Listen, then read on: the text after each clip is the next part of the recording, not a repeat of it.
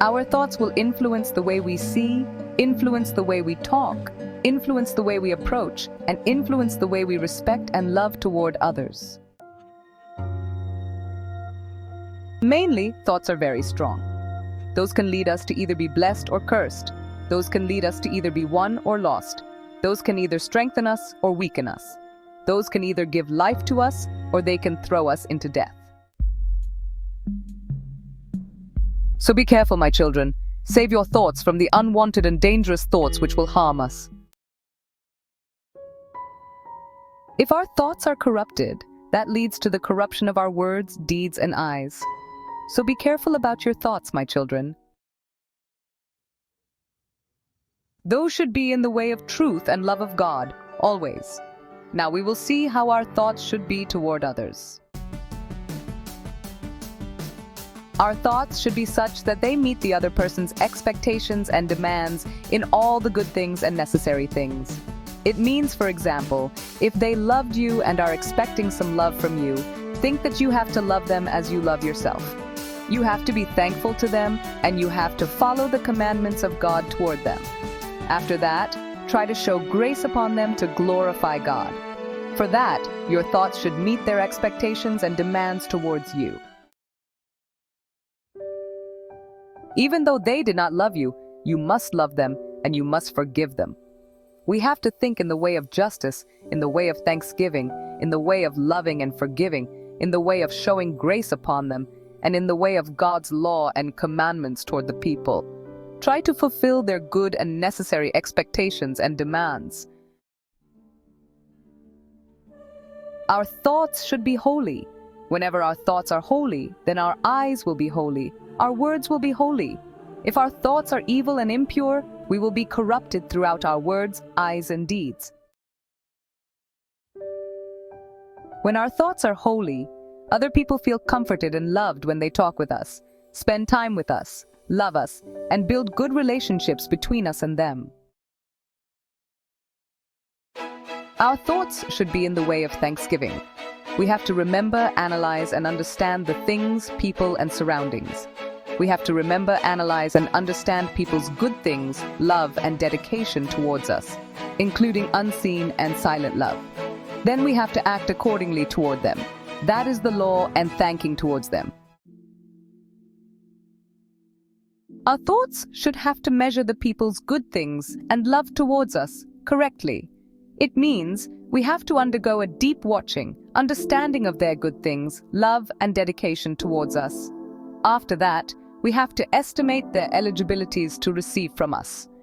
If we estimate wrongly, we will be leaving the law toward them. So be careful, my children.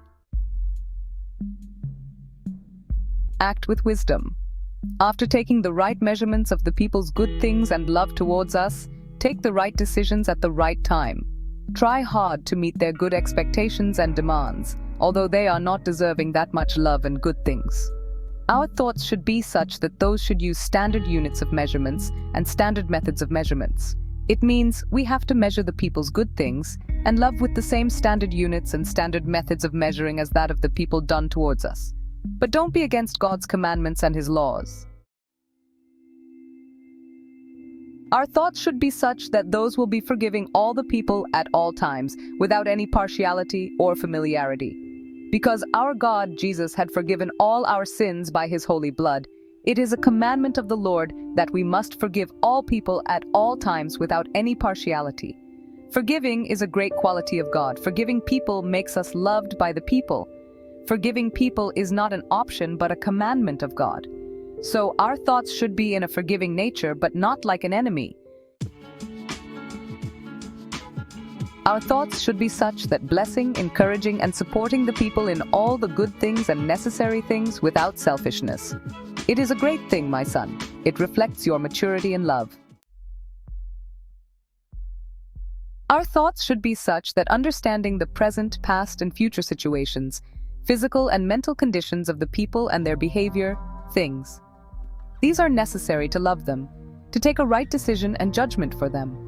Our thoughts should be like that they have been following the love, truth, and grace toward the people.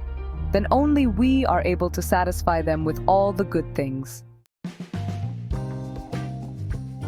Our thoughts should be matured in all the good things and necessary things. Our thoughts should be goal-oriented and fulfilling the needs, expectations, and demands of the people in all the necessary and good things. 8. Don't think like these. Our thoughts should not be evil and impure, because those are against the Lord and reaching to the presence of Satan, because those are the characteristics of Satan, who is against God and against us. Those evil and impure thoughts destroy us and throw us into the fire. So, save your thoughts. Our thoughts should not be filled with ego, pride, jealousy, or selfishness toward others, because these are against the love and the truth of God. These will hurt others, harm others. So we should not think like that. Our thoughts should not be in a revenge nature. They should not be intended to harm anyone. They should not be intended to hurt or blame anyone. These actions will hurt people and make them sad and cry. This revenging is against the God, and it is an evil plan. So never think like that, my son. Our thoughts should not be like that, having the partiality or familiarity toward the people. These are against the love and truth of God. This is the worst behavior that we could have in our daily life. It hurts others and makes them sad and cry. They will get away from you, so be careful, my son. Don't think like that. Our thoughts should not be such that they lead to misunderstanding others. Of course, we will misunderstand them sometimes, but we have to avoid those misunderstandings with our wisdom and love. Our thoughts should not be in an unforgiving nature toward anyone. It is against the love and truth of God. It is against the commandment of God. It is not good at all. Of course, they did many mistakes and sins against you, but God told us to forgive them all at all times. We should not keep any anger or revenge for them. Forget their sins, forgive them, and love them. That is the greatest quality of God. Our thoughts should not depend on only one person's experiences or advice, but we have to go for at least 2 to 3 righteous persons' words.